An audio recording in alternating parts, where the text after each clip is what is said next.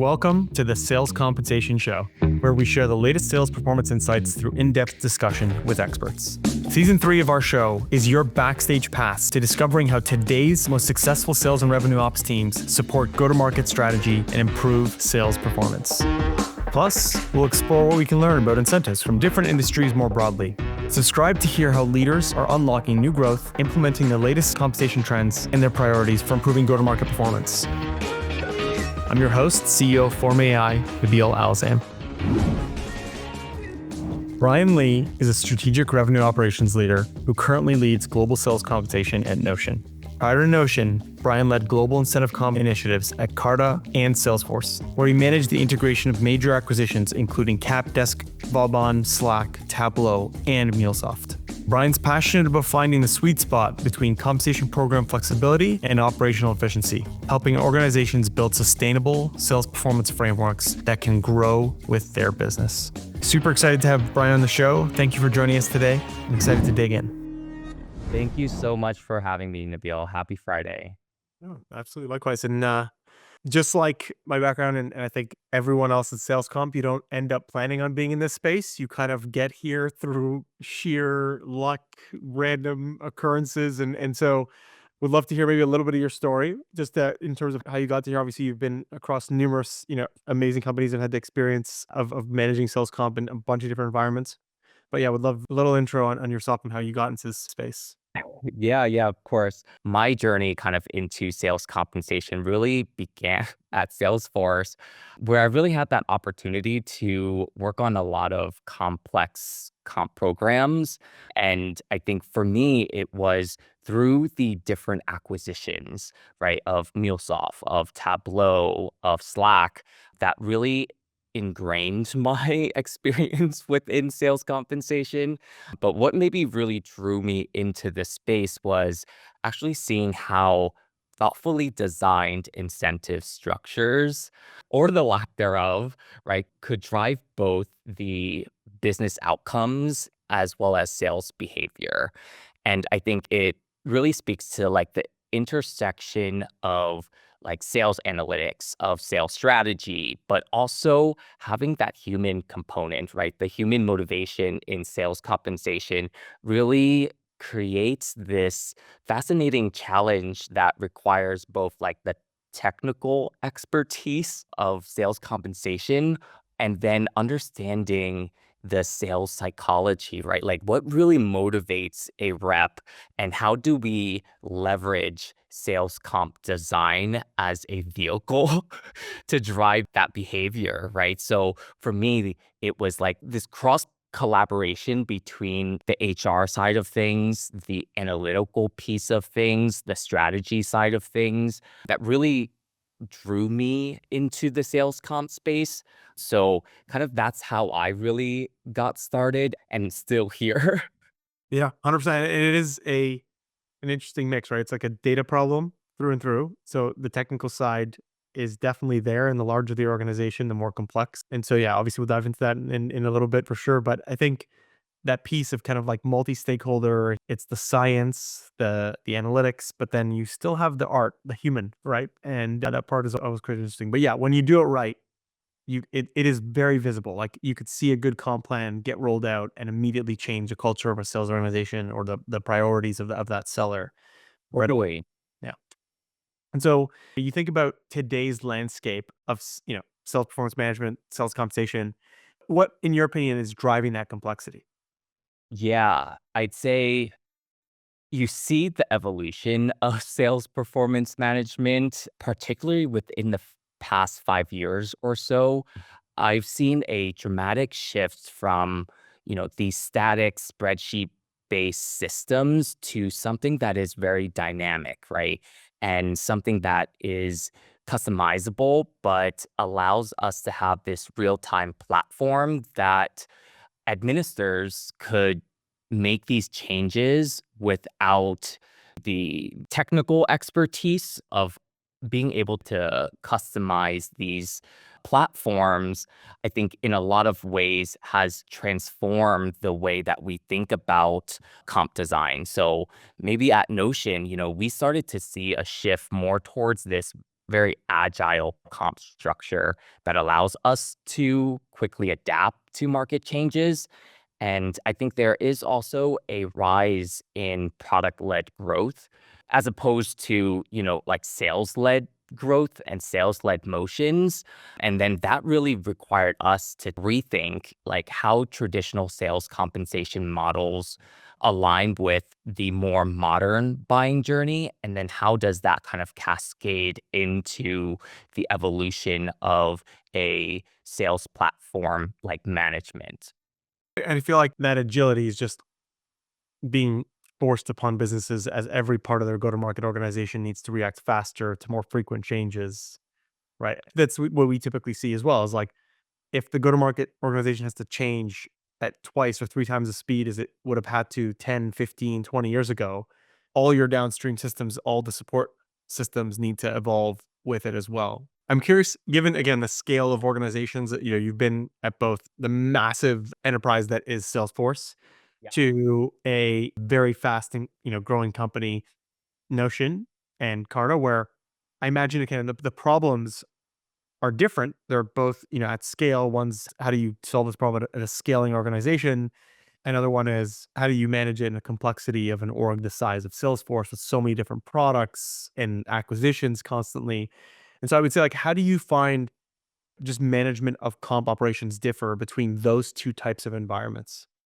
Yeah, for me, you can see my evolution of sales comp go from like the tech giant of Salesforce and then being able to have more impact at these smaller hyper growth companies like Carta and Notion. And at the Salesforce org, right, and these enterprise scales, you are really focused on like this one aspect of the business and doing it well and understanding how your piece of the puzzle kind of plays into the success of an org. Whereas at companies like Carta and Notion, you have more of that autonomy to make those decisions and move quickly. And for me, it was being able to leverage the understanding of how complex organizations can have comp design, and then how do you apply that to different scenarios, right? And be able to still be successful in terms of your comp program. Yeah.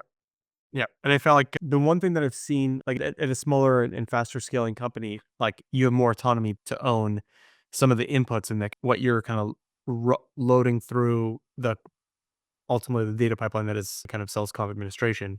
How do you see it in terms of you think about a large enterprise like Salesforce versus a Notion or Carta? That, the data side and the access to data and being able to kind of pivot, right? You talk about that agility. It obviously presents a different set of challenges and problems at that enterprise versus on the cover, and primarily it's because you have access to certain types of data that would be very difficult to have access to at that scale of enterprise. This is something that we've seen, but obviously, again, would love your perspective. And for anyone who's been in that role of working at a large enterprise and shifting to or thinking about shifting to kind of a faster scaling company, obviously it'd be, very interesting.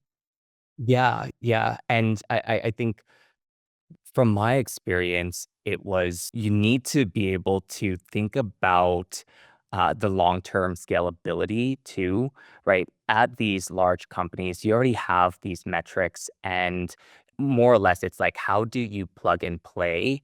Whereas you're trying to think through what is the strategic objective of the company, and does the components that you're measuring on your comp plans really align to that? But at the same time, is it going to provide scalability? Because that is kind of the way that I tend to think about it, right? In terms of making it very modular, whereby you can have the adaptability to move fast without it resulting in, hey, we need to think about a completely new comp metric, and how do we even measure it? And is it even accurate, right? Like that to me, I think comes back to, okay, what is the organizational strategy behind it? And Is there a full alignment between the components that ladder up into the strategic objectives? Yeah, a little bit of a side tangent here, but I think well, it's your point. Like at that fast scaling company, when you're building up these kind of skill emotions, how do you figure out the cadence? Like, is annual plan versus kind of like thinking about total opposite side? Like, maybe you're better off quarterly and being very iterative given the pace of change.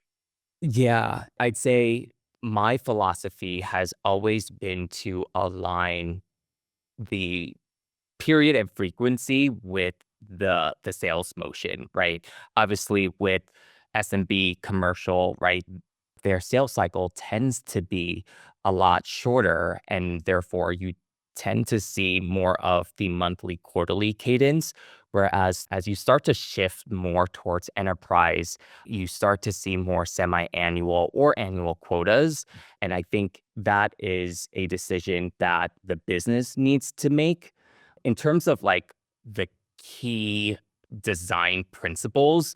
Like I tend to have a focus on like creating those modular compensation components that then can be combined in different ways rather than building out more unique plans for every single Yeah. scenario, because then what we found successful is standardizing core elements while maintaining the flexibility in areas that will directly impact the sales behavior and motivation, right? So I think a good example might be like, okay, how do you approach sales territory, right? Like in terms of creating compensation for each region, right? Instead of doing that, we developed a modular framework, if you will, that allows us to incentivize different base multipliers for different markets, right? So you could have one that is more catered towards like emerging markets or established markets or strategic markets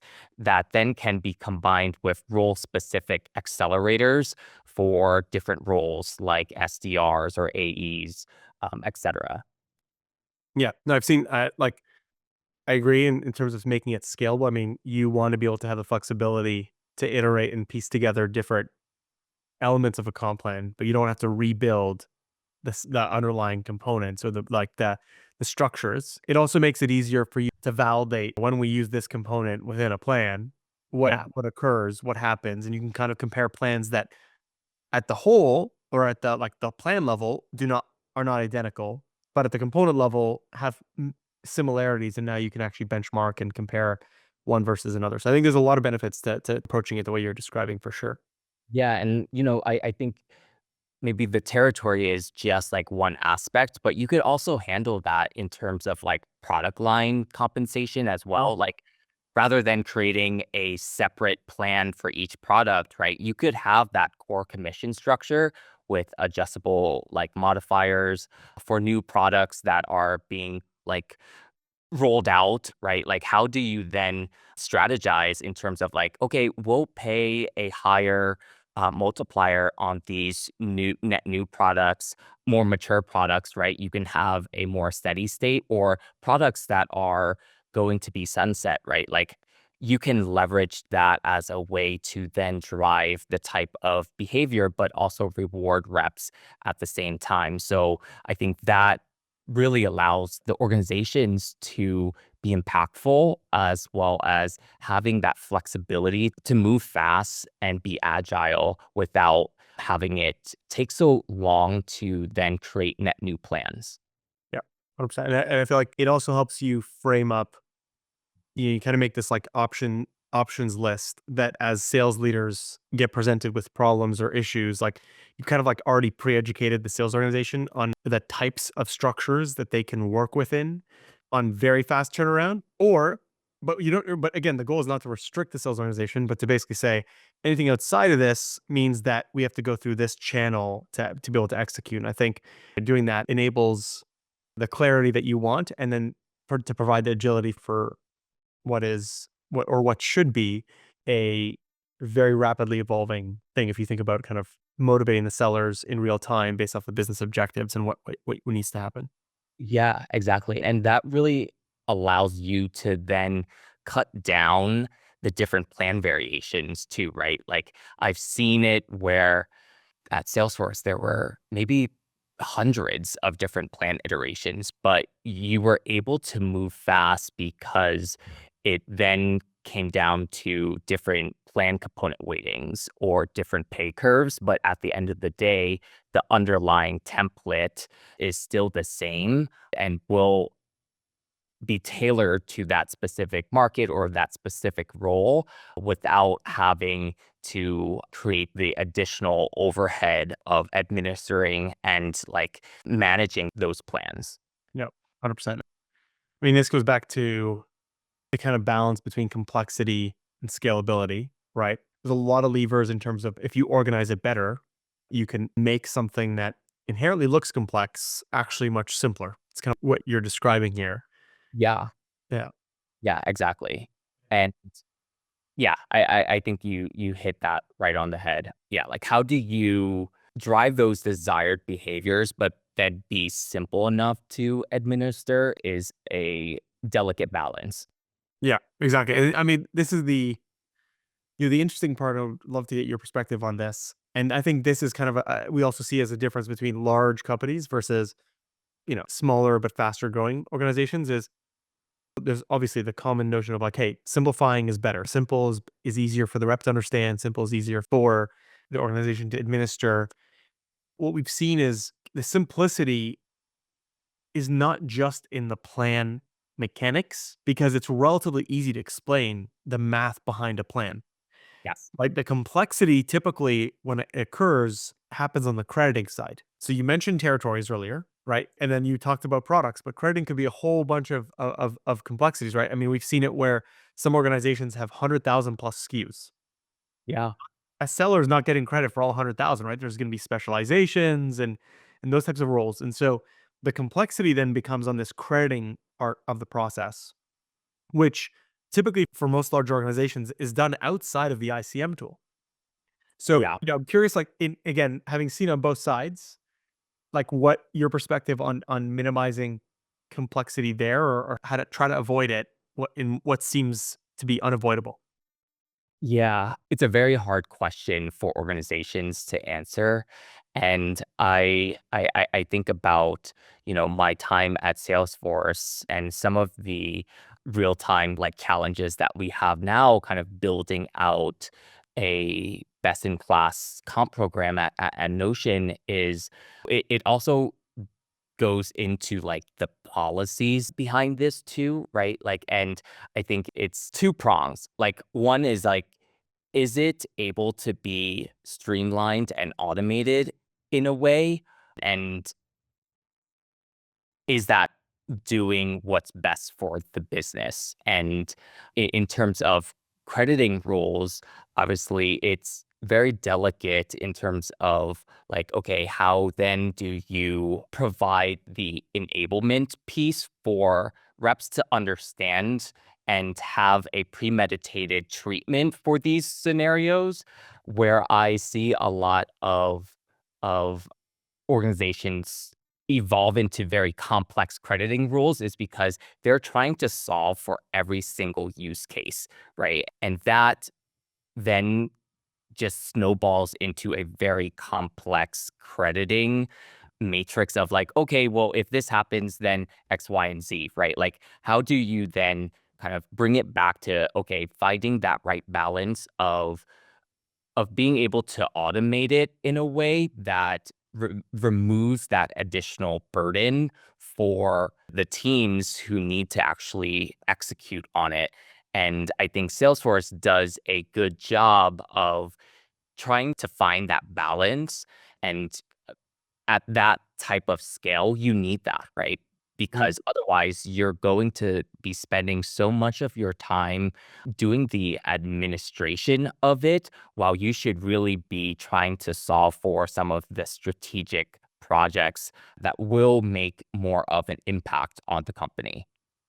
100%, yeah. And I feel like it only gets more complex the more channels there are to the sales organization, using channel partners, having different like go-to-market strategies by geo. I mean, now your creating logic only gets crazier and crazier. You want to define a level at which the crediting logic is aligned to the business Yes. motion or the business sales process, right? And so like aligning roles to the crediting logic, Yep. a consistent way across the org simplifies all the downstream sales comp administration logic, and you're not kind of capturing edge cases there. Yeah. But it is, I mean, the problem is it is inherently difficult to fully disconnect. Like to me, this is, I think, the big misnomer in the world of sales compensation is like crediting is inherently a part of the problem of sales compensation administration.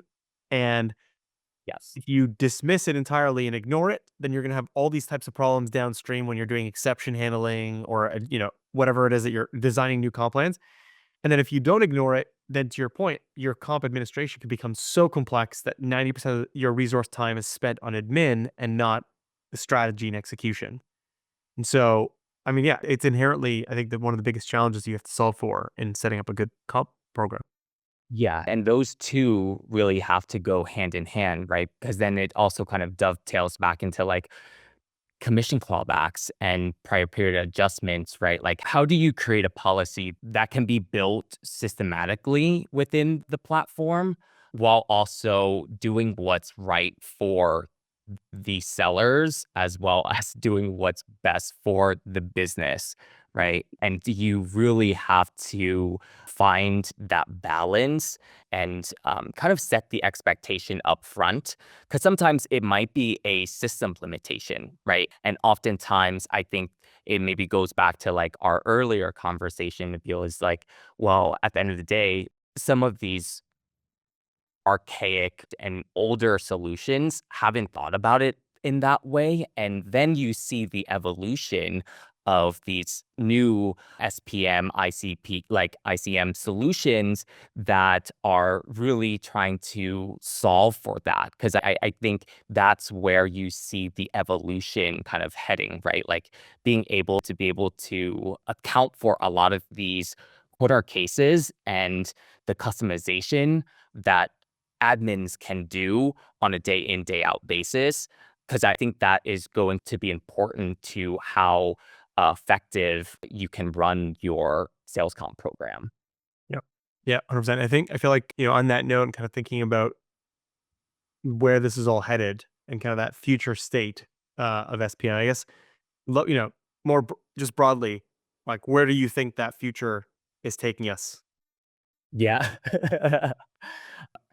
Mm, I'd be remiss to not include the elephant in the room, which is, you know, the evolution and the buzzword of AI. I believe we are moving towards more intelligent, predictive systems that can proactively suggest optimization opportunities. And based off of like our experience of implementing spiffs and territory planning at Notion, for example, like I can see AI really playing a crucial role in scenario modeling, in quota setting, right? But I think there is still the human element in comp design that will remain critical, right? Like the future isn't about complete automation, but rather augmenting human decision making with better data and insights. Yeah. Yeah, 100%. I feel like the currency of the future is not how well you can execute on the administration. It's what kind of ideas can you generate, right? Like ideas are going to be the currency because execution is just going to get streamlined and streamlined and streamlined.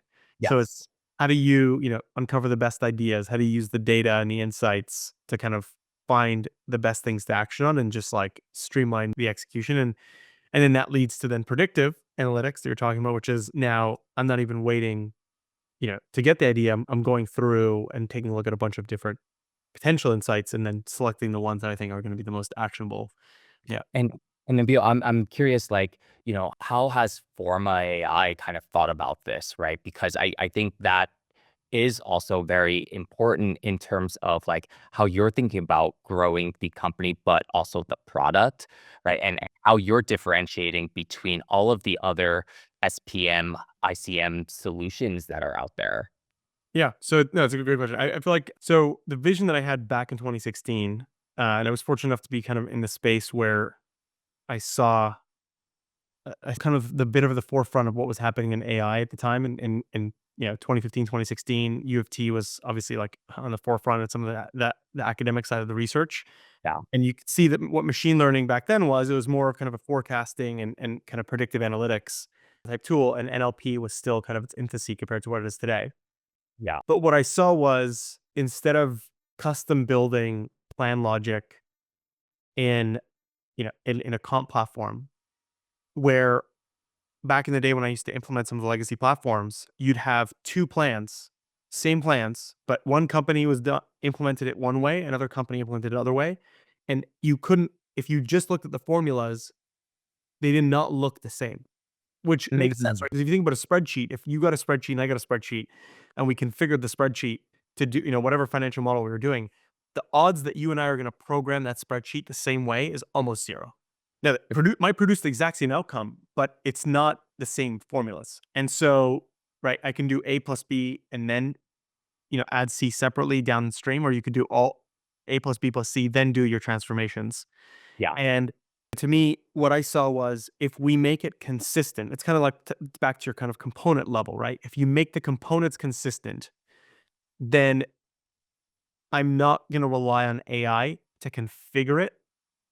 I'll rely on AI to predict which set of components is going to be able to execute on my task or ask. Yeah.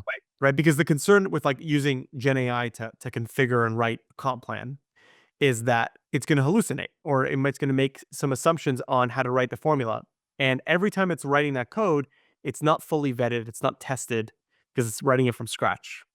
Yeah. And so to us, we built the product from day one to say, we want a consistent set of components, and we want to understand the context behind when a component is being used, so that basically the future state that we envision is, I go into the system and I'm saying, you could type into Forma, what are my top opportunities within this segment to improve compensation across metric one, two, and three?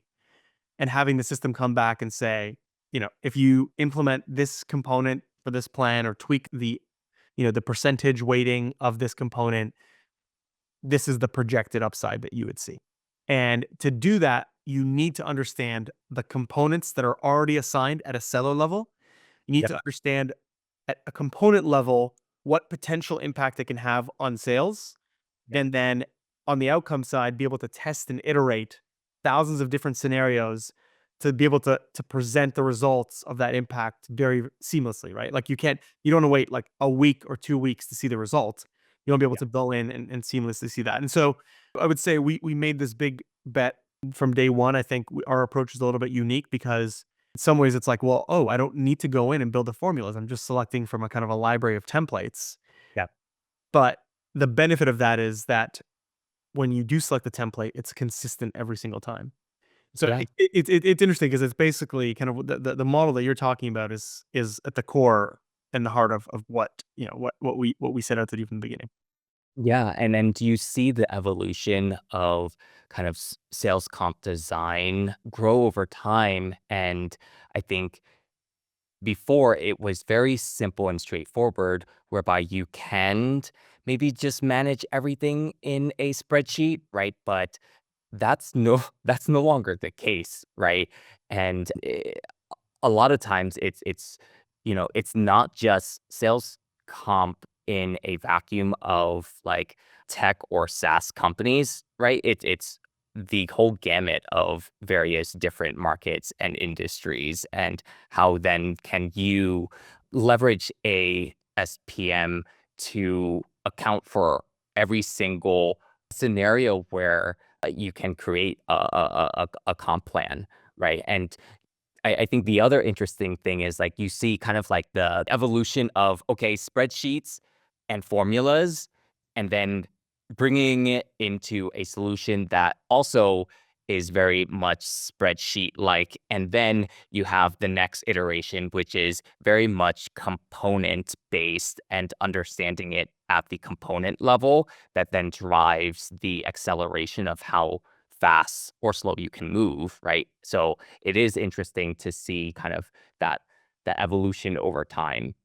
Yeah. Yeah. And I mean, to me, from day one, it's like the goal that we set out to solve was how do you build an SPM program or approach that can handle individualization scale? Yeah. So when I say individualization, I mean like, imagine a world where it is actually the right thing to do, where you have an individual plan by seller that updates on a daily basis. Like, Yeah. if you think about the enterprise today, the organizations that have tens of thousands of sellers, there is not a system that can execute on that the old way of thinking, right? Like, if you have to go in and manually program and compile a comp plan from scratch every time you need to do that, you cannot at scale have tens of thousands of unique comp plans.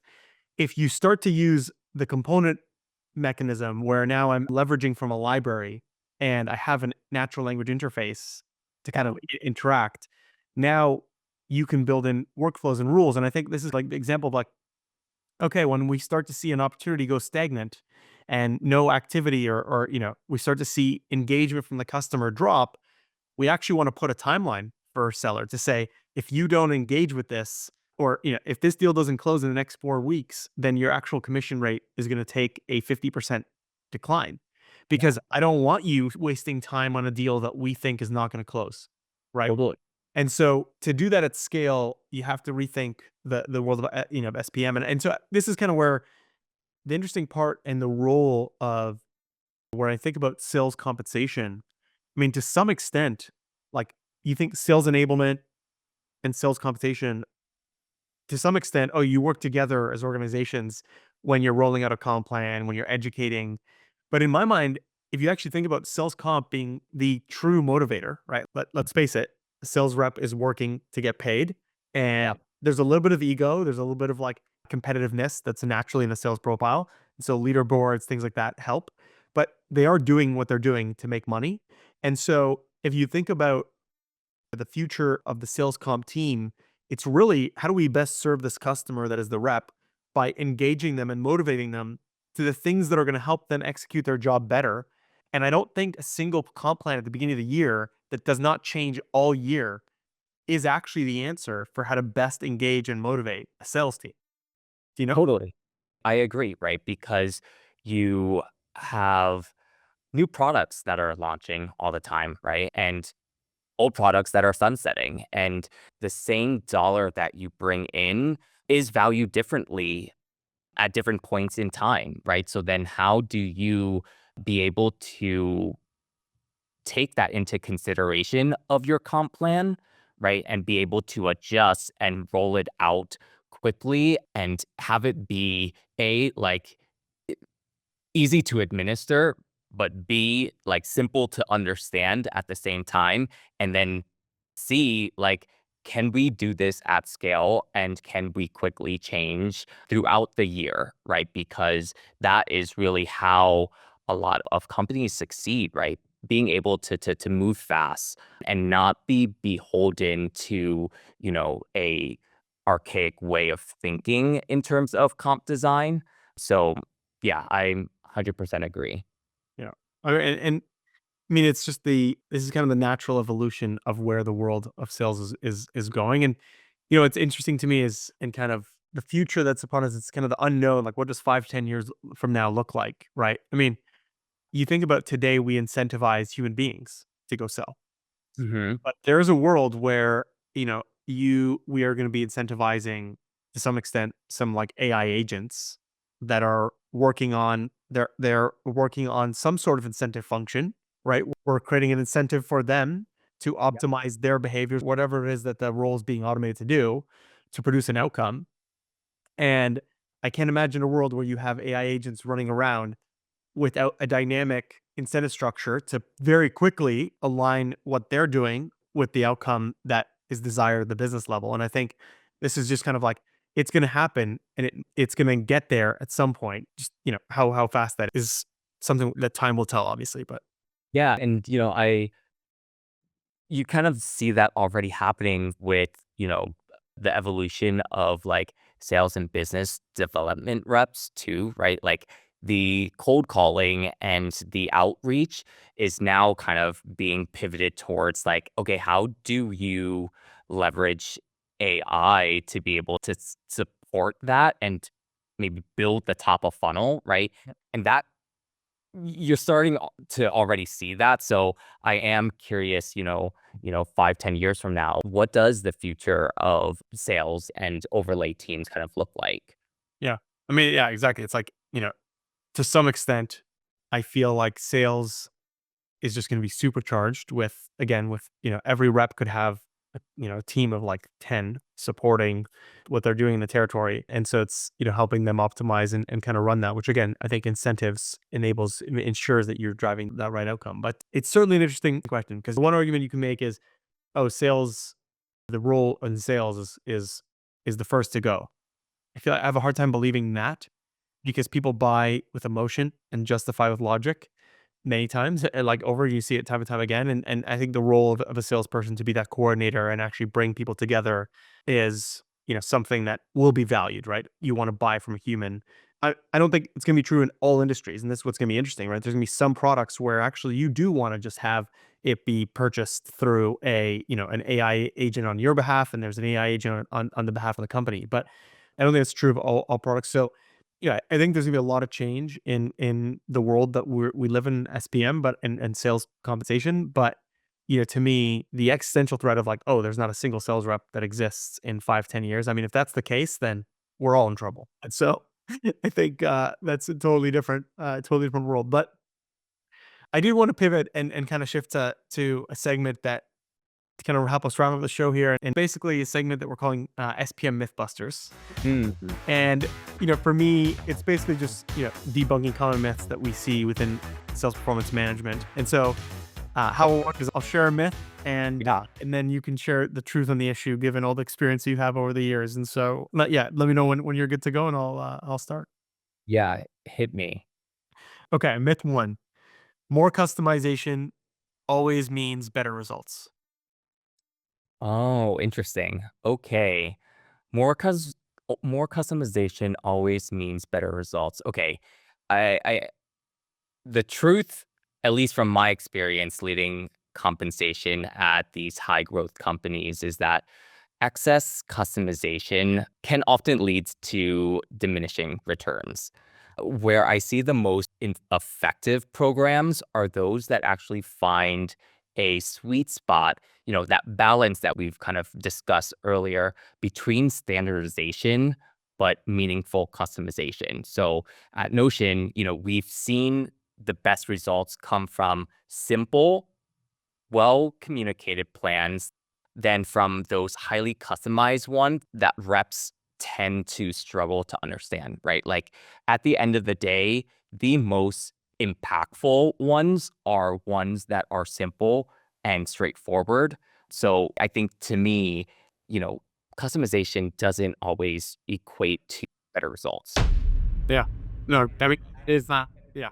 I think if that is, your way of thinking and, the approach to things, it then starts to break down and it becomes unscalable when you get to, the Salesforce size of the business, right? So 100%. Yeah, I mean, and even in the example that we were talking about earlier, of like individualized, that's not customization, right?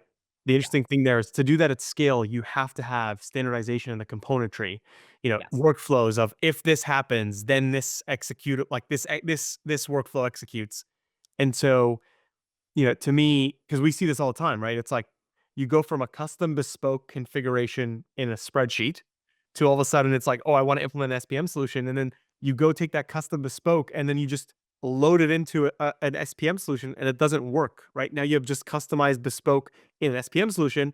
And the moment you need to change anything, it just blows up and it creates all kinds of pain. It's almost worse than actually doing it in a spreadsheet, because you could be a little bit more flexible in an Excel file than or Google Sheet than you can in some SPM tools. And so, yeah. Yeah, because at the end of the day, they're all like interconnected, right? So, Yeah. when you create so many unique one-off scenarios, it just doesn't allow you to be effective, right? And also goes back to like the enablement piece, right? Like reps don't want to spend a lot of time thinking about, oh, how am I going to best optimize my outcome?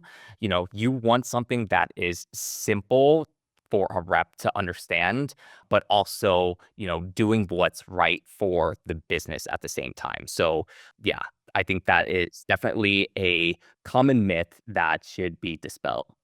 Yeah, 100%. I think, just diving into the second myth, I think it's relevant here because you touched on it a little bit earlier, but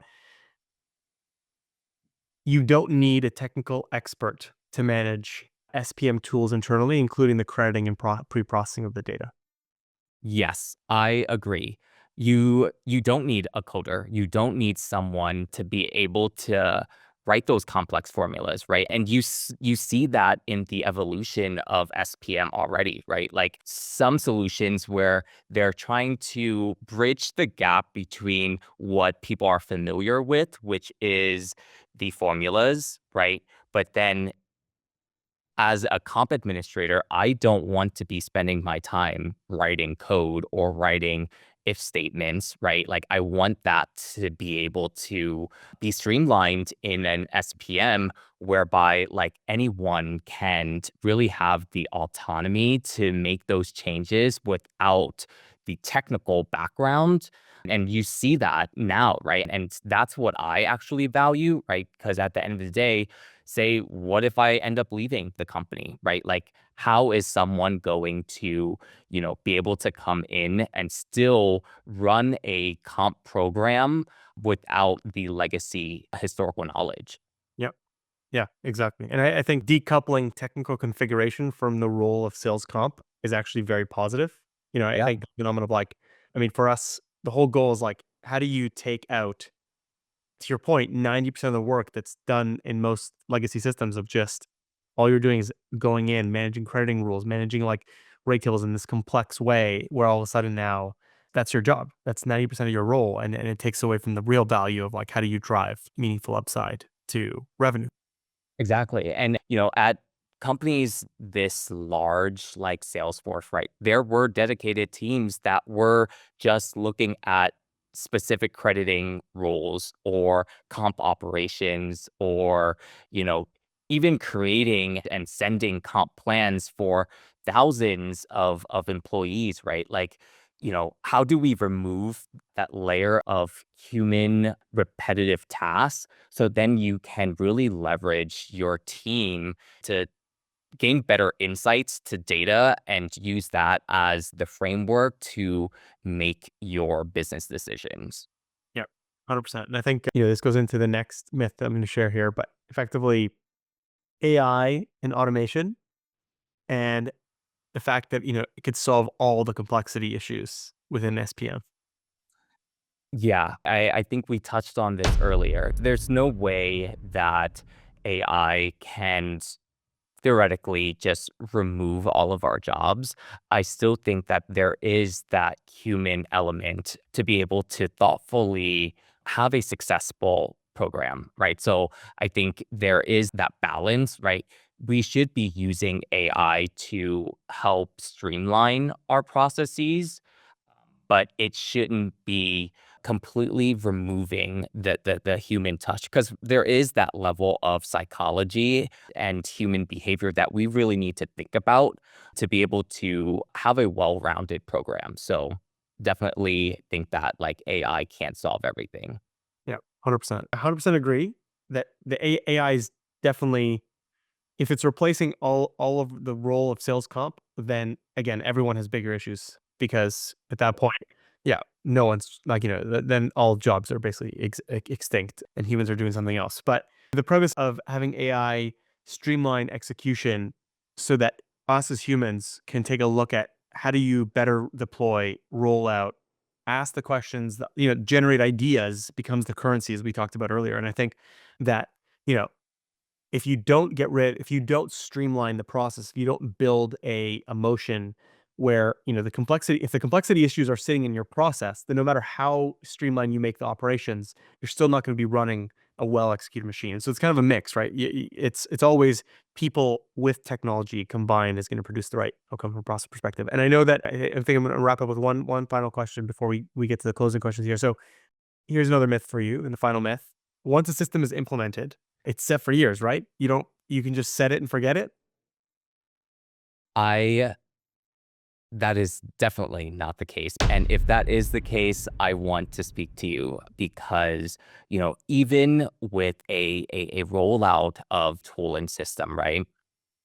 You're still going back and adjusting and changing comp design maybe quarter over quarter, right? And from my experience, where it's successful is when you are thinking about, okay, the implementation, but then also the scalability of that, right? And actually building the right foundation to be able to scale and make those changes quickly enough to be successful and adapt to those market changes, but you can't just set it and forget it.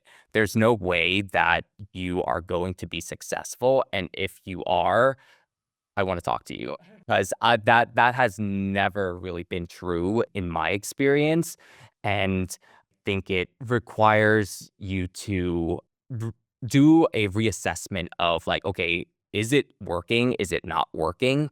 Right? And that's why people kind of have these annual planning processes, right? To be able to identify, okay, this isn't working well. How do we tweak?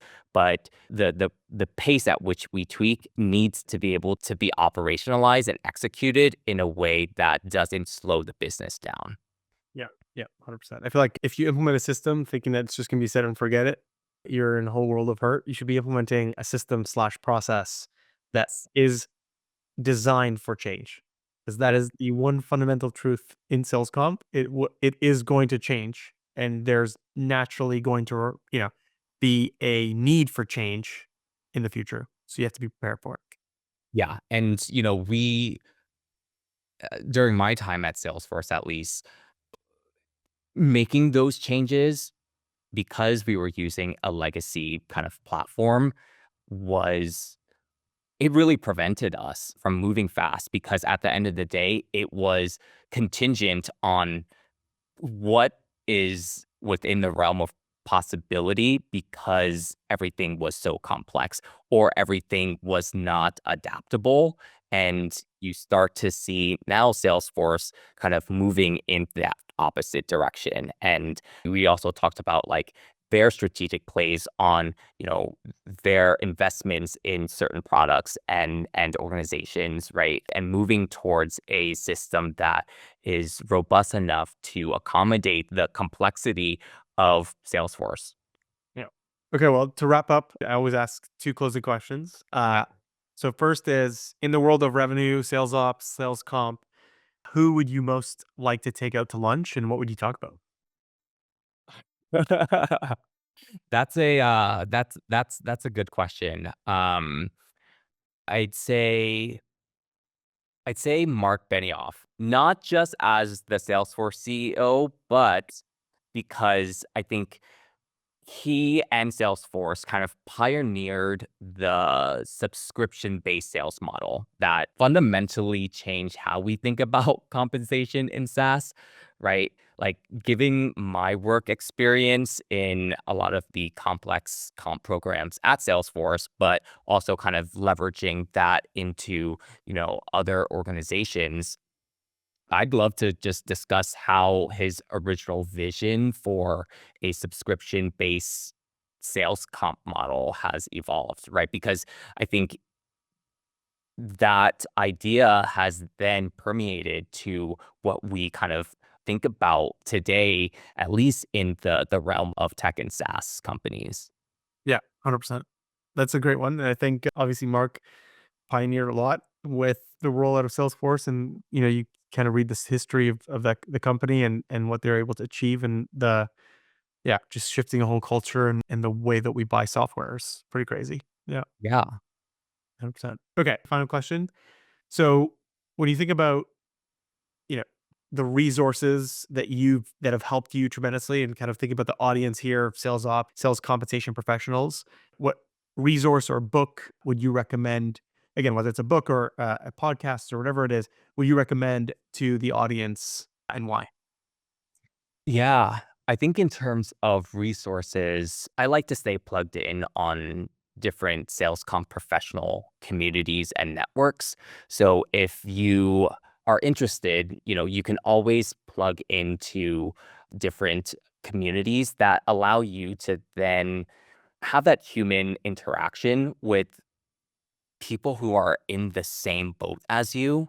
Yep. In terms of maybe a sales management book, I think the Sales Acceleration Formula by Mark Roberg is excellent. It provides a framework that is meant for building scalable sales operations and comp structures that align more with that modern SaaS business model, right? Like the data driven approach really resonates strongly with my experience implementing metrics based compensation programs at Notion and previous companies, right? And his book really dives into like, okay, how do you understand the data driven methodology behind sales hiring and capacity, right? Using a predictive hiring formula to identify like those top performers and specific attributes and experiences.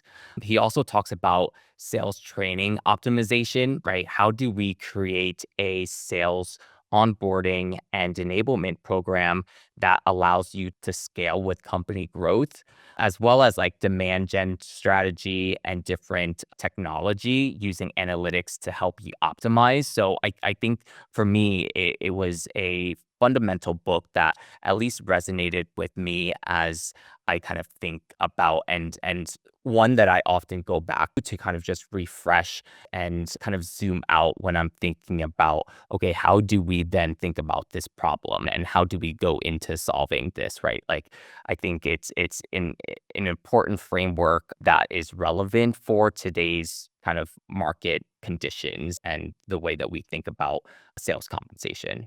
Yeah, I love that. I love that. And I think what's interesting is like the more of an outsider perspective and kind of like the closer we get to not just the tactical elements of sales comp, but like the sales motions that are tied to that and understand, have empathy, the better outcome we're going to have for ultimately the end customer of sales comp is the sales rep, right? The sales team.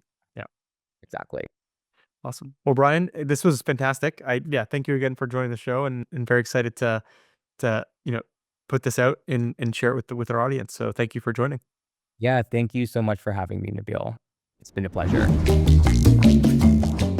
The Sales Competition Show is brought to you by Forma AI, the sales performance management platform that fully integrates sales planning with rapid, scalable incentive compensation management. Our data platform brings together how you can plan and manage the entire lifecycle of territories, quotas, and incentives. With global customers like Autodesk, Stryker, and Hootsuite, we enable go-to-market teams to plan and deploy even the most complex SPM strategies at speed, taking you from idea to execution instantly. To learn more about Forma AI, visit our website at forma.ai. Hit the subscribe button and find more episodes of the show on Apple Podcasts, Spotify, and YouTube. Thanks for tuning in.